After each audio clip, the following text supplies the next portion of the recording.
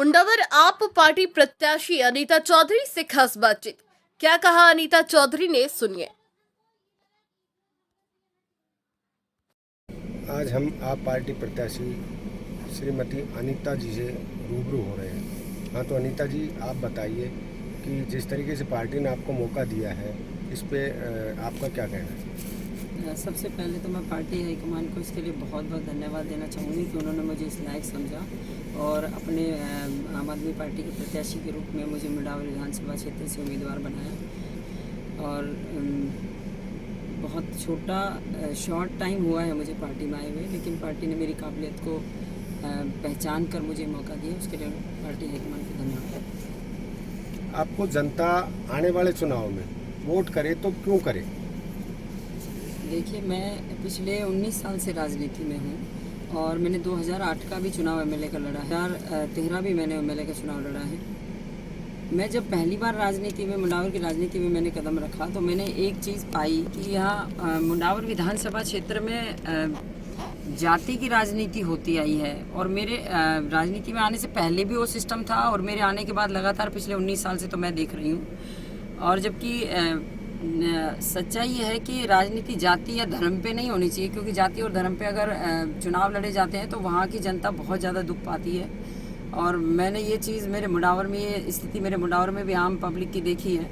तो मेरी यही सोच है कि पॉलिटिक्स, चुनाव मुद्दों पे होने चाहिए, ना कि जाति या धर्म पे, क्योंकि जब तक मुद्दों पे चुनाव नहीं होंगे तो कोई अच्छा जनप्रतिनिधि चुन के विधानसभा में नहीं जाएगा और आम जनता की समस्या को वहाँ नहीं रखेगा।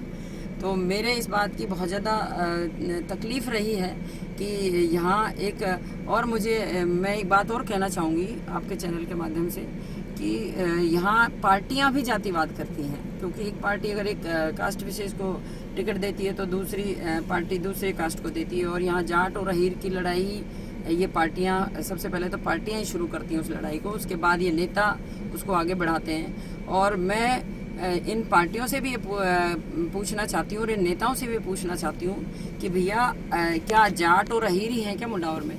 उसके अलावा अदर कास्ट है। जहाँ तक मैं समझती हूँ कि अदर कास्ट इन दोनों से बहुत ज़्यादा है। तो उन लोगों की भी तो वोट हैं, वो लोग भी तो वोट देते हैं, और जब वो वोट देते हैं तभी आप एमएलए बनते हो।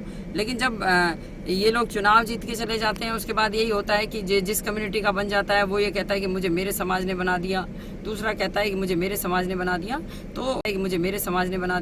तो इस वो कहता है ना कि मुच्छों की लड़ाई में जनता के जो हित के मुद्दे हैं वो तो बिल्कुल ही यहाँ ख़त्म हैं। और मैं देख रही हूँ कि यहाँ बहुत ज़्यादा मैंने शुरू से नोट किया है कि भ्रष्टाचार भी बहुत है, और उसके अलावा बेरोज़गारी है, और पानी की बहुत बड़ी समस्या है।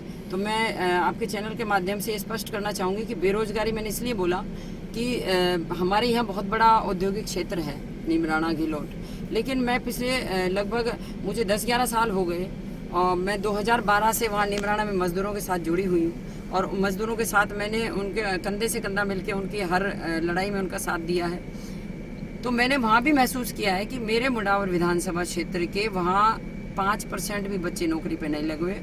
तो मेरा कहने का मतलब ये है कि जो भी जनप्रतिनिधि यहाँ से बनता है, कम से कम उसको इतना तो सोचना चाहिए कि जब हमारे यहाँ इतना बड़ा औद्योगिक क्षेत्र है, उसके बावजूद अगर हमारे लोकल बच्चे नौकरी नहीं करेंगे तो फिर क्या फ़ायदा उस औद्योगिक क्षेत्र का। तो मेरा यही मानना है कि मैं राजनीति में इसीलिए हूँ, इन सब मुद्दों की वजह से हूँ, वरना तो मैं खुद पहले टीचर थी, वकील भी हूँ। लेकिन उन सब चीज़ों को छोड़कर मुझे लगा कि कम से कम कोई ना कोई व्यक्ति तो ऐसा आए मुंडावर विधानसभा क्षेत्र की राजनीति में जो जाति से हटकर मुद्दों की राजनीति करे। तो यही मेरा मकसद है कि यहाँ एटलीस्ट मुद्दों की राजनीति होनी चाहिए और मुद्दों पे वोट डलने चाहिए। आप अपना सीधा मुकाबला किन से मानते हैं? देखिए जी, अभी तो शायद आज पहला मेरा ही नामांकन हुआ है। अभी देखते हैं कौन कौन लोग मैदान में आते हैं, और मुकाबला तो सबका ही होता है आपस में। अब वो सीधा और इनडायरेक्ट जो भी होता है वो तो जनता डिसाइड करती है, वही पब्लिक ही है सब कुछ। ये हम आज हुए आप प्रत्याशी से रूबरू हुए हैं, चरण सिंह चौधरी मुंडावर से।